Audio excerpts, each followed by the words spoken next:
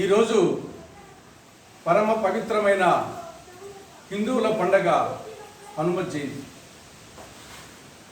అతి ప్రాచీన కాలంలో వైశాఖ మాసం బహుళ దశమి నాడు పూర్వభద్ర నక్షత్రంలో హనుమంతుడు జన్మించాడు. తల్లి అంజనాదేవి, తండ్రి వానర వీరుడైనటువంటి కేసరి. వాయుదేవుని అంశతో ఆంజనేయుడు జన్మించాడు. తల్లి అంజనాదేవి కాబట్టి ఆయన్ను ఆంజనేయుడు అంటారు. తండ్రి కేసరి కాబట్టి ఆయన కూడా కేసరి అంటారు. వాయుదేవుని అంశంతో పుట్టినవాడు కాబట్టి ఆయన్ను వాయుసుతుడు, పవనసుతుడు అని కూడా అంటారు. ఆంజనేయుడు కార్యసాధకుడు, కార్యసూరుడు, కార్యదక్షుడు.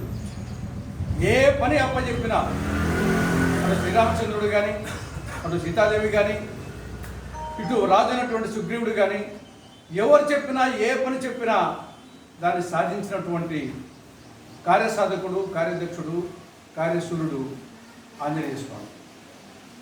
ఆయన అచంచలమైన భక్తి విశ్వాసాలకు ప్రతిరూపం.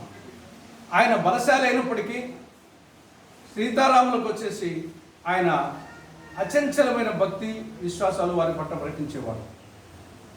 బలములో ఆయన అతులిత బలశాలి, సాహసవంతుడు. ఆయన మహాపండితుడు, మహాజ్ఞాని, బుద్ధిశాలి, సమయస్ఫూర్తికి మారిపోయేది.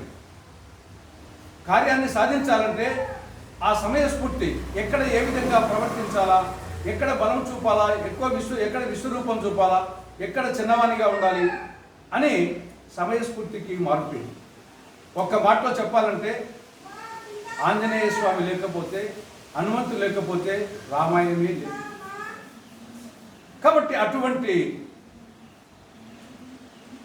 సమాజానికి అనేక విధాలుగా స్ఫూర్తినిచ్చే హనుమంతుని, ఆంజనేయుని జయంతి ఈరోజు. కాబట్టి ఈ సందర్భంగా హనుమంతుని భక్తులందరికీ హనుమత్ జయంతి శుభాకాంక్షలు తెలియజేస్తూ ఆయన్ను నిత్యము స్మరించుకుంటే ఏ పనైనా సరే, ఎందుకంటే అటువంటి గొప్ప గుణాలు కలిగినటువంటి అది దేవుడు అనొచ్చు, ఏమనొచ్చు. కాబట్టి గొప్ప గుణాలు కలిగినటువంటి వ్యక్తి ఆయన్ను స్మరించుకోవడం ప్రతి ఒక్కరికి అది మంచి జరుగుతుంది. ఆ విధంగా చేయాలని విజ్ఞప్తి చేస్తున్నాను.